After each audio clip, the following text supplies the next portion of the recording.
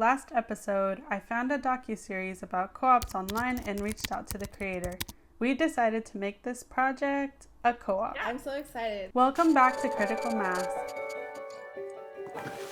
But wait, I'll get back to that. First, let me show you how we got here. This is the day I quit my job to become a freelance content editor and pursue co-ops somehow. That part was not super clear. I'd worked in labor organizing and nonprofits, but part of me always wondered what a democratic workplace would look like, one where workers owned their own labor. After dreaming of working in a nonprofit as a community organizer after college, I was met with disappointment, bureaucracy, and red tape. I was stuck. At that point, I just knew I had to make a change.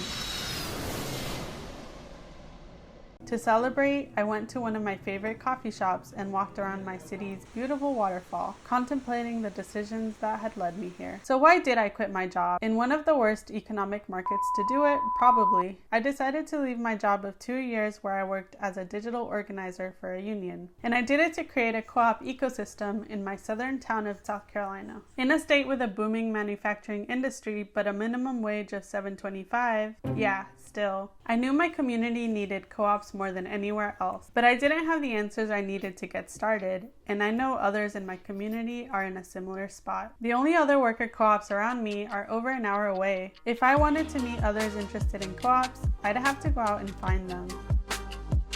First, I started brainstorming who I knew that could help me out.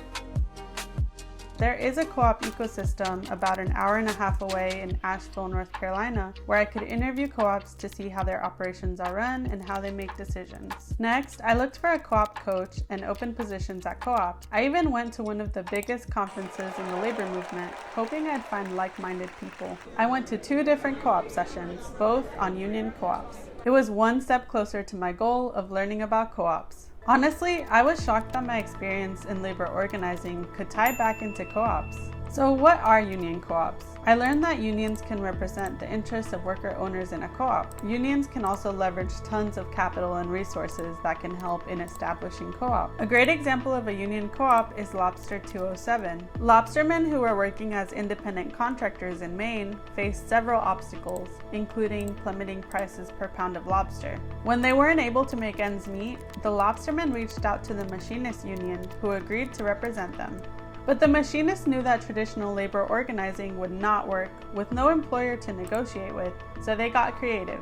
They developed a new organizing strategy, a cooperatively owned facility for lobstermen to process and sell their catches. The machinists even helped the lobstermen secure funding for the facility, where they could have control over the lobster selling pipeline. Securing a facility probably wouldn't have happened without the institutional backing from the machinists. Having learned all this, I went home to start making plans. I met with a group of like-minded people and started making content regularly with Karla. The pros and cons of making this project a co-op.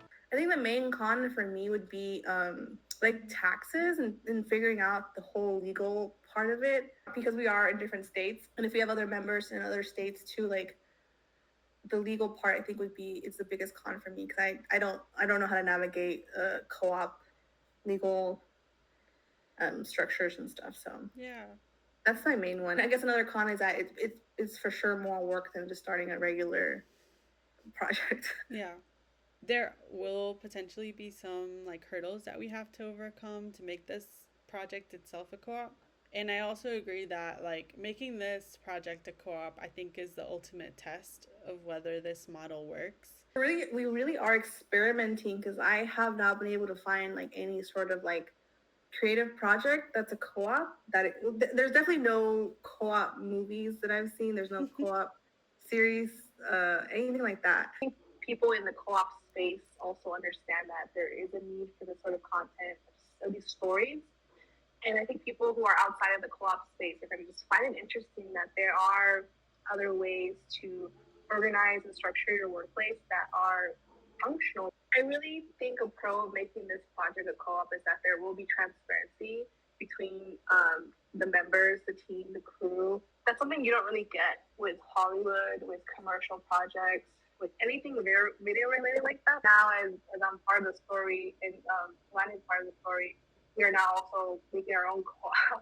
So it's really us making this project into a co-op while we are filming co-op, like a co-op inception. So I didn't plan that part out, but that's how it's turning out to be. My vision for this project ultimately is not only will I gain a better understanding of co ops, but viewers will gain a better understanding and maybe start projects in their own cities.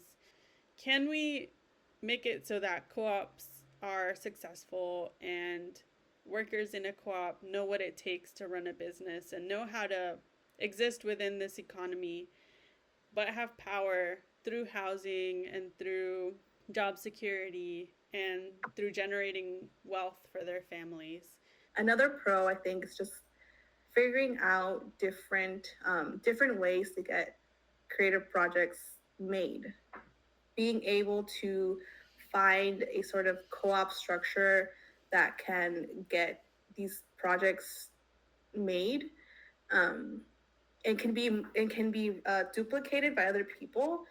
It's gonna just it's gonna kind of create its own industry outside of Hollywood, outside of like what we usually do, and I'm all for that. So It'd be really cool if through this project we could like model what creative work looks like, or even just model what work can look like and what what society we're building towards.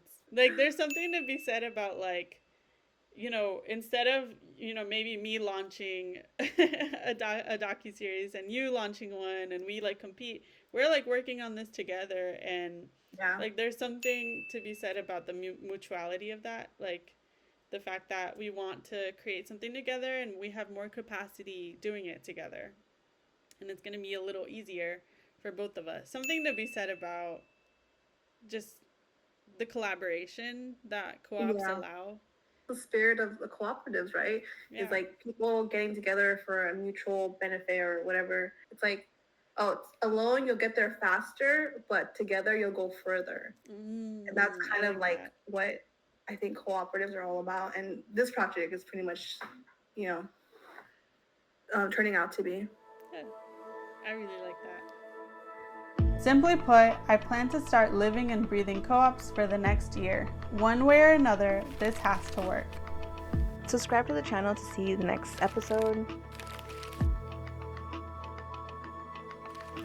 or join the locals community to help support this project.